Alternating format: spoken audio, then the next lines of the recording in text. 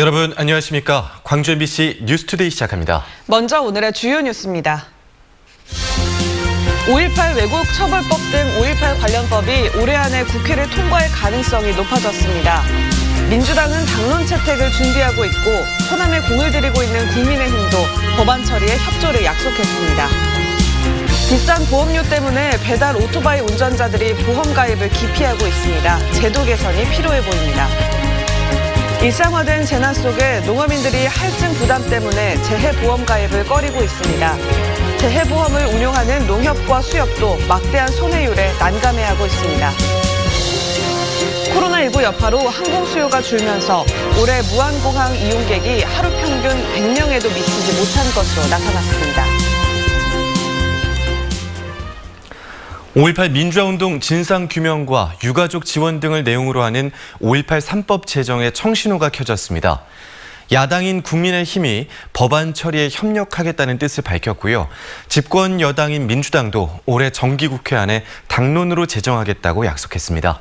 이계상 기자입니다. 국민의힘 국민통합위원들이 국립 5.18 민주묘지를 다시 참배했습니다. 광주를 제2지역구로 배정받은 의원들도 5월 영령 앞에 고개 숙이고 뜻을 기렸습니다.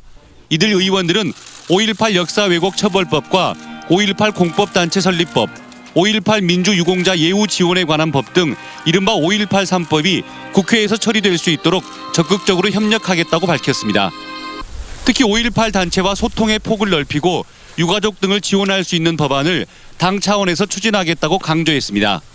일부 그런 조항이나 이런 세부적인 내용에 일부 이견이나 차이는 있을지언정 큰 틀에서 그 법은 반드시 통과돼야 되고 저도 그러한 부분에서 일조를 할 생각입니다. 네. 국민의힘 지도부가 나서 호남 끌어안기 행보를 이어가고 있는 가운데 더불어민주당도 5.18 3법 제정을 당론으로 추진하기 위해서 다시 속도를 내기로 했습니다. 민주당은 이번 달 안에 의원총회를 통해 당론화 작업을 공식화하고 올해 정기 국회가 끝나기 전에 5.18 3법을 통과시킨다는 전략을 세웠습니다. 특히 국민의힘 등 야당이 이 문제에 대한 반대를 하지 않고 있다는 점에서 여야 합의 처리를 추진할 계획입니다. 국민의힘이 같이 협조를 해준다면 여기에 덧붙여서 5.18 민주화 유공자 예우에 관한 법률 개정안까지 이 세 가지 법률안을 여야 합의로 처리할 수 있다면 더더욱 좋다고 생각합니다. 5.18 민주화 운동을 폄훼하고 역사를 왜곡하는 시도가 여전히 계속되고 있는 가운데 40년 넘게 해묵은 과제였던 5.18 3법 제정이 올해 안에 가능하게 될 거라는 기대감이 커지고 있습니다. MBC 뉴스 이계상입니다. 코로나19의 여파로 무안국제공항의 활용률이 크게 떨어진 반면 광주공항은 예년 수준을 유지했습니다. 더불어민주당 소병훈 의원이 한국공항공사로부터 제출받은 국감 자료를 분석한 결과 올해 초부터 8월까지 무안공항의 활주로 활용률은 0.6%에 그쳤습니다. 코로나19로 해외 여행객이 급감하면서 무안공항의 하루 평균 이용객은 83명으로 지난해와 2018년 500명대보다 대폭 줄은 것입니다. 반면 광주공항은 국내선 항공기 이용 수요가 꾸준한 덕분에 활주로 활용률이 6.3%, 하루 평균 이용객은 4,625명으로 예년 수준을 유지한 것으로 나타났습니다. 요즘 아침 저녁으로 많이 쌀쌀해졌죠. 그만큼 일교차도 크게 나고 있습니다. 오늘 광주의 아침 기온은 12도 안팎으로 시작해서 한낮 기온은 23도로 아침 기온과 낮 기온 모두 어제보다는 2도가량 높겠는데요. 여전히 일교차는 10도가량으로 크게 나겠습니다. 옷차림에 주의하셔야겠습니다. 한편 제14호 태풍 차놈이 일본 남동쪽 해상에서 북상 중입니다. 일본 동쪽 해상을 지나면서 우리 지역에 직접적인 타격은 없겠지만 오늘 오후부터 남해안 지역은 간접적인 영향을 받겠습니다.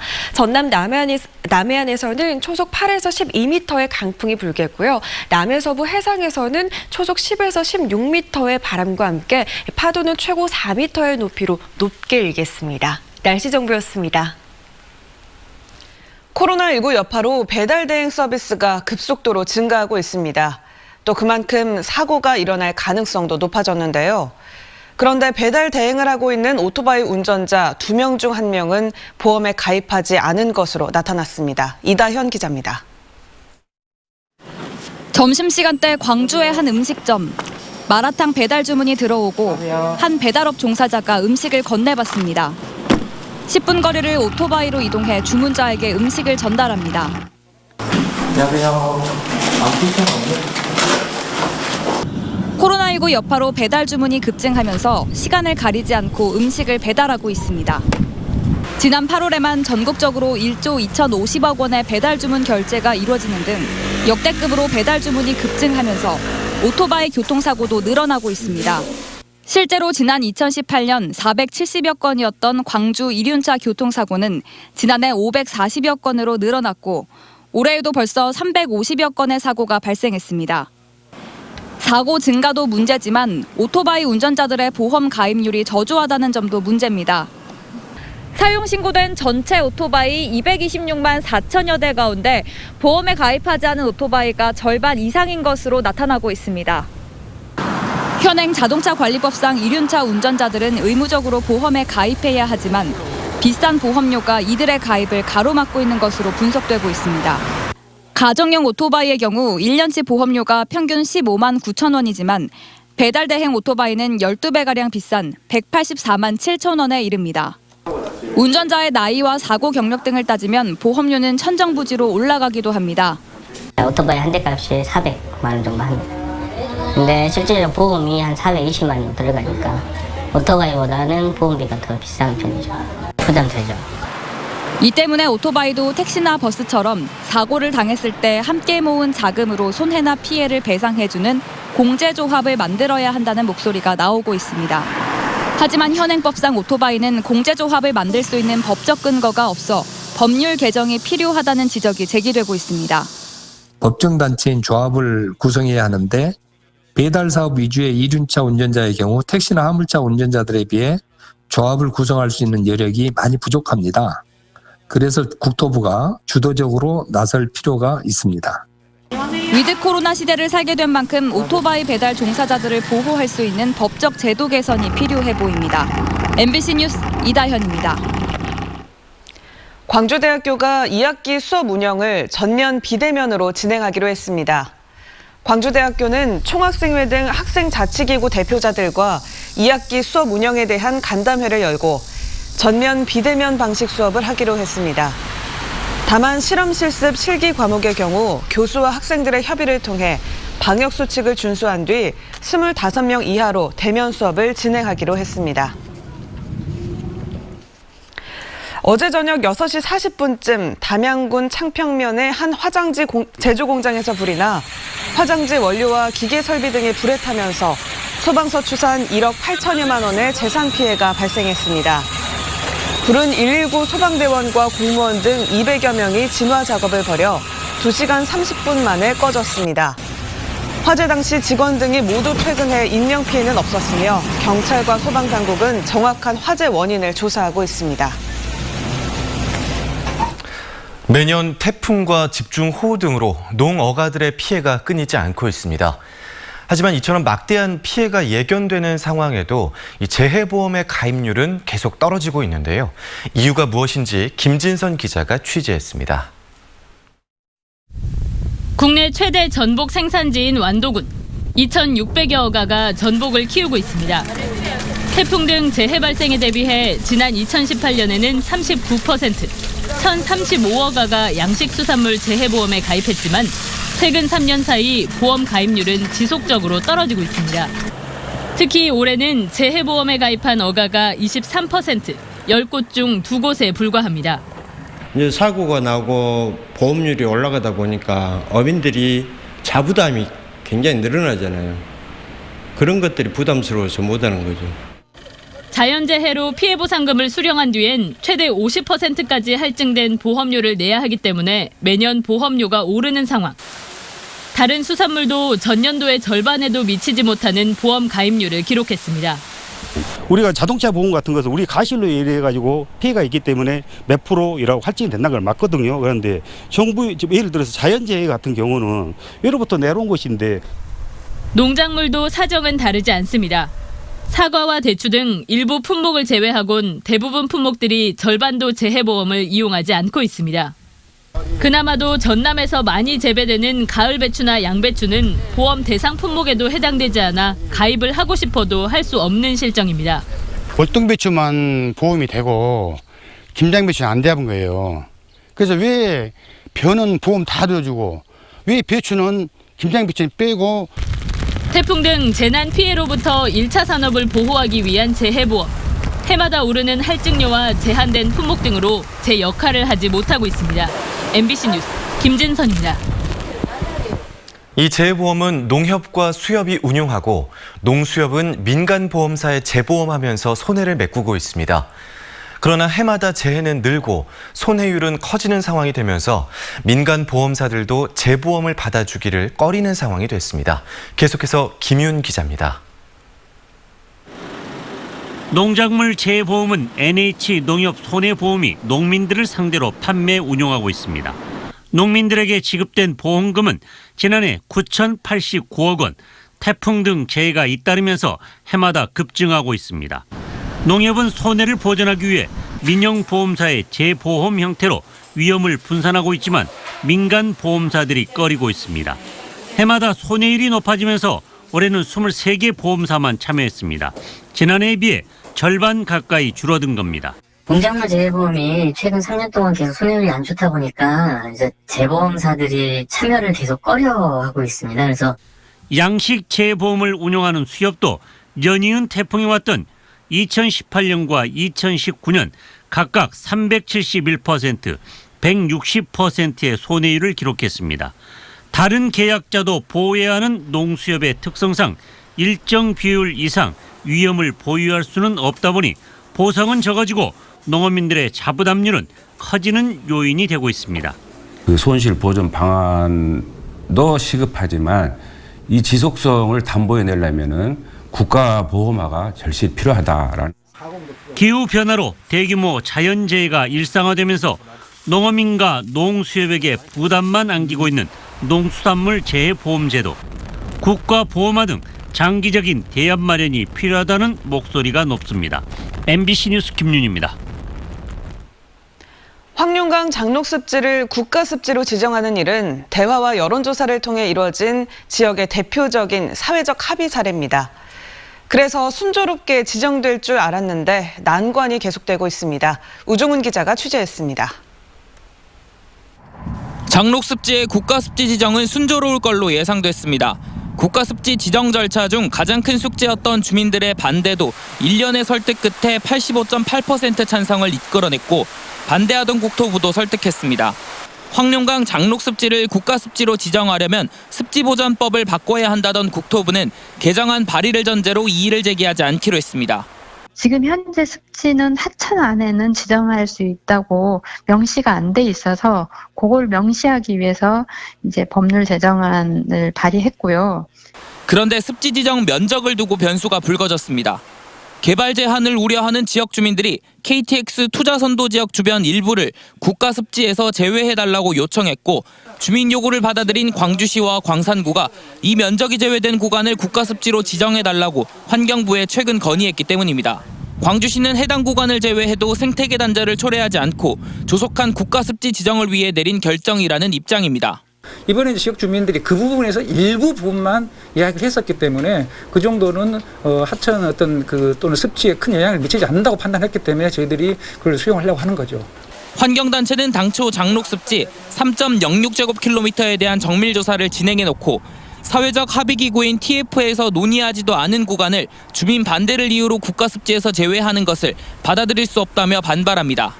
처음에 이야기했던 구역과는 다르게 지적되는 구간들이 많이 생겼고 정확한 근거나 명분들이 없이 되고 있어서 순탄하게 진행될 줄 알았던 후속 절차가 난관에 부딪히고 있는 가운데 국가습지 지정 구간을 둔 주민과 환경단체 간 갈등이 제기되면서 올해안 국가습지 지정이라는 목표에도 우려가 나오고 있습니다.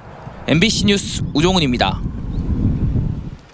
광주시 차기 시금고 1순위에 광주은행, 2순위에 KB국민은행이 선정됐습니다.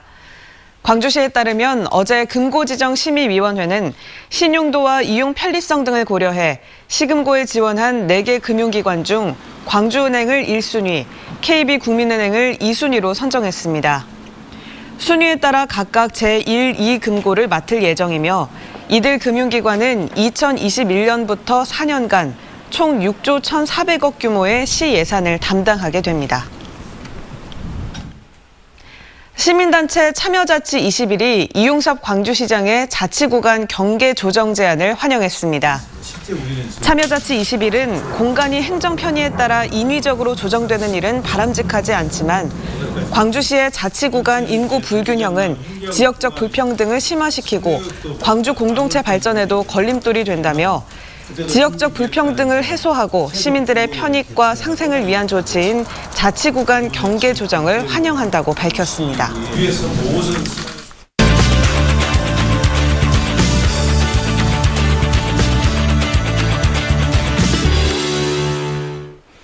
교육 민주화 운동의 산실 광주 YMCA가 창립 100주년을 맞이했습니다.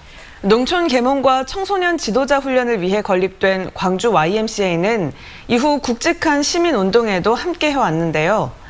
지난 100년을 돌아보고 앞으로의 계획도 들어보겠습니다. 광주 YMCA 류한호 이사장 나와 있습니다. 안녕하십니까? 네, 안녕하십니까? 먼저 창립 100주년을 축하드립니다. 네, 감사합니다. 네, 지난 한 세기 동안 이 광주 YMCA가 걸어온 길 간략하게 소개 부탁드릴까요? 네, 광주 YMCA는 1920년에 창립했습니다.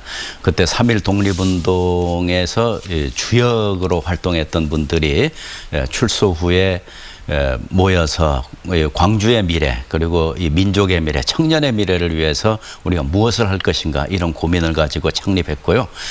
지금까지 청소년운동, 시민운동, 환경운동을 해오면서 그 선각자들이 설정했던 그 꿈을 이루기 위해서 많은 노력을 기울여 오고 있습니다. 네, 지금까지 이어져 오는 활동 중에 시민논단이 있는데요. 이거와 관련해서 이야기를 해주시죠. 네, 그건 아마 광주 YMCA가 하는 활동 중에 시민운동 영역에 해당되는 건데, 네. 1970년대에 그 엄혹한 독재 시대에 이 시민들이 궁금해하는 그 시민들이 바라는 희망, 자유에 대한 희망을 만들어내고 그들과 함께하기 위해서 프로그램을 만들었고 지금까지 하다 보니까 100회가 됐습니다. 그래서 올해 100주년을 맞이해서 100번째 시민논단을 진행하고 있습니다. 그렇군요. 아무래도 광주 YMCA가 가장 주목을 받던 시절은 민주주의가 억압받던 시절이 아닐까 싶은데요. 네. 요즘은 과거에 비해서는 그 주목도가 조금 낮아진 게 아닌가라는 생각도 드는데 어떻게 보시는지요? 네. 그러니까 민주주의가 억압받던 시절에는 YMCA와 YWCA 이런 그야말로 몇 군데를 제외하고는 시민운동이라고 하는 것이 거의 없었던 시절이었고요. 네. 이제 민주화가 진행되면서 시민운동이 활성화되고 그러면서 다양한 분야에서 많은 단체들이 활동을 합니다.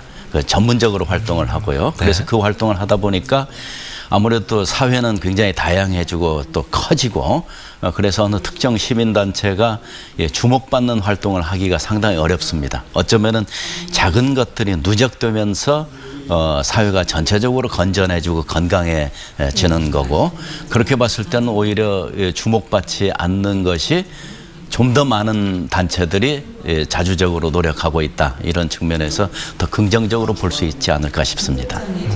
광주 YMCA가 요즘에는 어떤 주제에 관심을 가지고 있는지도 궁금한데요. 네, 광주 YMCA는 생명과 평화, 그래서 지속 가능한 지구를 만들기 위해서 플라스틱 쓰지 않기, 그리고 쓰레기 만들지 않기, 이런 운동을 펼치고 있고요. 네. 그리고 또 이 청소년 운동을 하는데 그 부분에서는 청소년들의 그 건강을 위해서 어떻게 하면은 우리가 청소년들의 영, 지, 체 이 세 부분이 다 골고루 잘 커나갈 수 있을까 이런 이제 고민을 하면서 그 스포츠 센터 같은 활동을 지금 해나가고 있고요. 다른 한편으로는 또 지역사회를 좀 더 민주적으로 만들기 위해서 지역사회 거버넌스 운동을 자체적으로 하고 또 다른 지역에까지 확산시키려고 노력하고 있습니다. 네, 그러면 이번 주부터 진행될 이 기념주간 이벤트 관련 내용 확인할 수 있을까요? 네, 먼저 그저께 그 YMCA 창립 100주년 기념 기자회견을 했고요. 네. 그리고 몇 가지 전시회가 예정돼 있습니다. 그래서 지금 길거리 나가 보시면은 금남로 YMCA 주변에 광주 YMCA 100년을 거쳐온 그 인물들 전시회가 지금 열리고 있습니다. 그리고 또 다음 주에는 그 유도단 공연이 있을 예정이고, 또 하나 주목할 만한 것은 이 한중일 3개국의 광주, 상하이, 요코하마의 3개 도시에서 YMCA의 이 시니어 그룹과 그 청년 그룹들이 모여서 서로 별도의 지속 가능한 지구를 만들기 위한 국제 세미나를 또 다음 주에 열게 돼 있습니다. 네. 네, 오늘 말씀 여기까지 듣겠습니다. 광주 YMCA 앞으로의 계획까지 들어봤습니다. 고맙습니다. 고맙습니다. 네, 고맙습니다.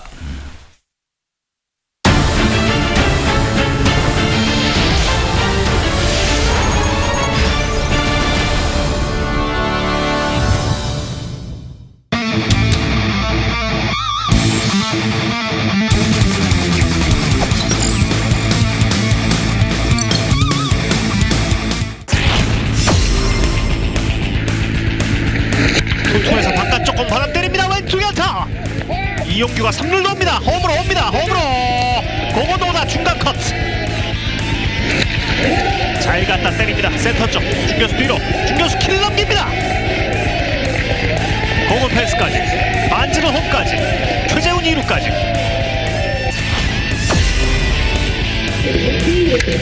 나진동 밀어내면서 왼쪽 연타. 오른쪽 하나 왼쪽 하나가 좀 그렇죠. 오른쪽에 안타입니다.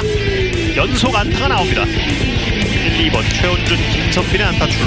첫 타석 투스턴볼 끌어당깁니다. 오른쪽에 안타. 최용호의 적시타.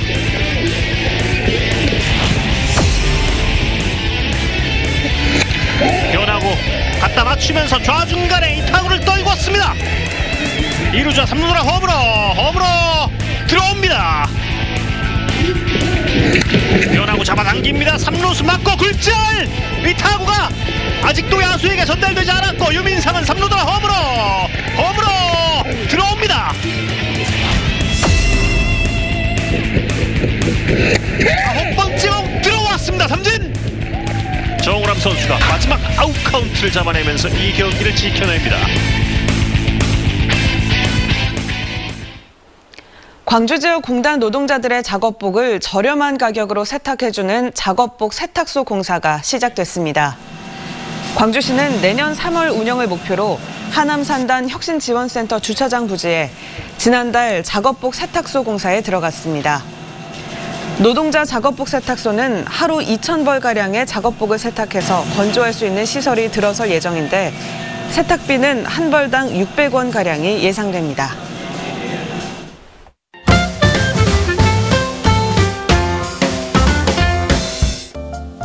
아파트 주민들의 건강 밥상을 챙기는 협동조합이 출범해 눈길을 끕니다. 협동조합 늘행복 건강밥상은 손수 반찬과 먹거리를 만들어 광산구 영구 임대 아파트에 제공하는데요. 주민들이 가장 필요한 복지 서비스로 반찬 제공을 꼽았기 때문입니다. 협동조합 측은 서비스가 주민들의 생활을 개선하고 일자리 창출 효과까지 거둘 거라며 기대감을 드러냈습니다. 담양군 등 전남에 거주하는 임신부들은 코로나19 건강관리비로 20만 원씩 지원됩니다. 9월 24일까지 전남 지역에 주민등록지를 두고 있는 임신부가 대상으로 신청은 부부 중 한 사람이 하면 되는데요. 주민등록지 기준 관할 보건소에 방문하거나 우편, 이메일, 팩스로 접수하면 되고 1차 접수 기간은 내일까지입니다. 미디어 아티스트 이인남 작가의 작품이 인도네시아의 가장 큰 예술축제 2020 아트 자카르타에서 소개됐습니다. 이번 아트 자카르타는 가상 플랫폼에서 작품을 볼 수 있도록 전시 공간을 3D 스캔한 것이 특징인데요. 작가는 고전 회화를 디지털로 재구성한 작품 만화 병풍 2를 통해 이미지와 허상이 존재하는 현대사회의 모습을 뚜렷하게 전달합니다. 이외에도 폴란드, 대만 등에서 개인전을 이어갑니다. 먹을 갈며 마음을 정리하고 좋은 글귀를 오래 새겼습니다. 우석 서예연구원 회원전, 무구회전이 내일부터 14일까지 광주 시립미술관 금남로 분관에서 열리는데요. 가을과 잘 어울리는 서희의 작품들 감상해 보시죠.